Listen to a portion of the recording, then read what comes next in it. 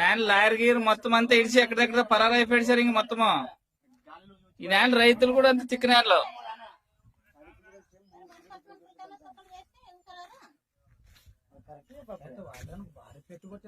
ఈడుంటా కదా లాక్కిది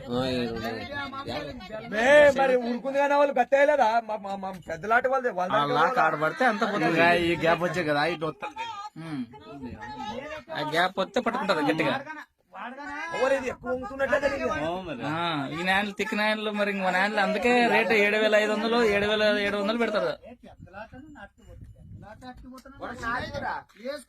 ఒక రైతు సోదరుని తెలియజేయడం ఏమనగా ఊర్లో వచ్చే పత్తిని మాత్రం ఎట్టి పరిస్థితుల్లో అమ్మొద్దండి. ఈడ లాక్ ఉంది. ఇది ఈ లాక్ సిస్టమ్ వల్ల ఎన్ని కేజీలు పెట్టినా 50 కేజీలే చూపిస్తుంది. ఈడ దొంగ దొరకడం వల్ల పత్తి నిడిసి లాయర్ నిడిసి మొత్తం పరారైపోయినారు మహారాష్ట్ర వాళ్ళు. చూడండి అక్కడ. కాబట్టి ప్రతి ఒక్కరు కూడా గమనించాల్సిందిగా అందరూ కూడా ఈ వీడియోని వీలైనంత తొందరగా షేర్ చేయండి.